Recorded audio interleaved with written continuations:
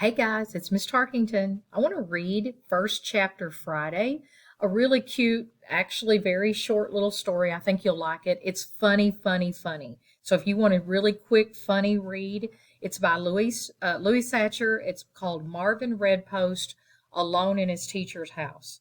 So imagine that maybe you're going to my house. Just kind of put yourself in my place, or think about the teacher being me. How weird it would be to be alone in my house. Here's what the back says. Marvin's friends think he's the luckiest boy in the world when Miss North asks him to dog sit for a week. He gets $3 a day plus $4 bonus if nothing goes wrong, and he gets to be alone in Miss North's house. But pretty soon it starts to look as if Marvin won't be getting his bonus. Maybe he's not so lucky after all. So they're kind of giving us a foreshadowing hint that something is going to go wrong. So here he is, like looking in her closet. Isn't that kind of crazy to think about that? Here's the first page. It says, "You were alone in her house?" Marvin nodded. "Oh, man, what'd you do?" asked Nick. Marvin shrugged. "Let me see the key," said Stewart. Marvin fished the key out of his pocket. Stewart took it for him. Wow, and then he handed it to Nick. "Hey, everybody," Nick shouted. "I've got a key to Miss North's house."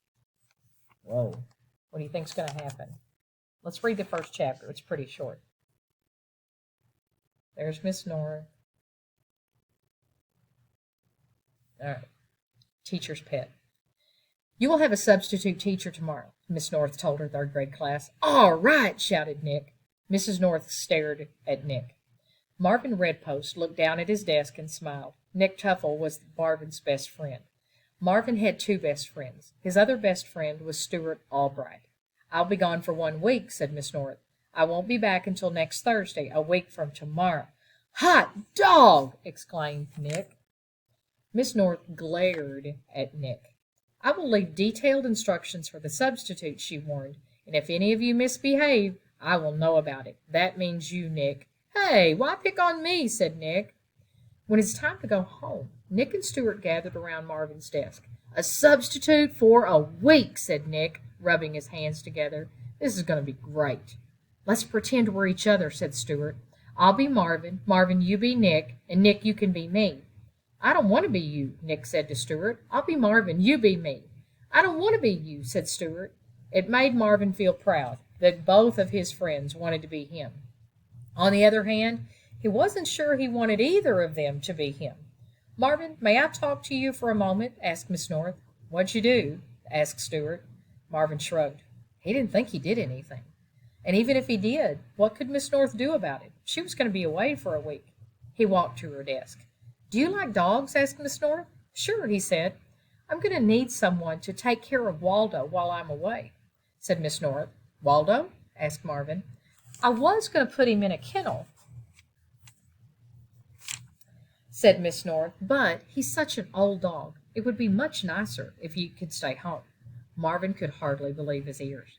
"I'll pay you $3 a day," said Mrs. North. 7 times 7 days, that's $21. Tell you what, I'll give you a $4 bonus if there's no problems, $25. Marvin nodded his head. He was too shocked to speak. "Good," said Miss North. "You want to come to my house now and meet Waldo?" Marvin stared at her. "Okay," he said. "I'll call your mother," said Miss North. "And I've got a few things to finish up. I'll meet you in the parking lot in 20 minutes. "Okay." Stewart and Nick were waiting for him. "Did you get in trouble?" asked Nick. "No," said Marvin, still in shock. "You want to play soccer?" asked Stewart. "I can't. I have to meet Miss North in a parking lot. She's going to drive me in her car." "Her car?" said Nick. "To her house," said Marvin. "Her house?" said Stewart. "She's going to pay me to take care of her dog while she's away." His friends stared at him in wide-eyed. $3 a day plus a bonus of 4 if there's no problems. $25, said Stewart. He was good at math. "You're so lucky," said Nick. "You're the luckiest kid in the whole world." All right, so the names of the chapters are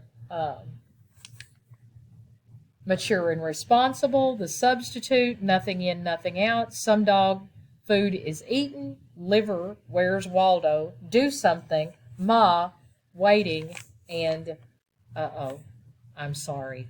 And again, they kind of hint that something might happen. maybe he's not so lucky after all. So again, I'm just telling you, it's funny and you will love it. So check out this book this summer. All right, I'll let you go. Bye, guys. Love you.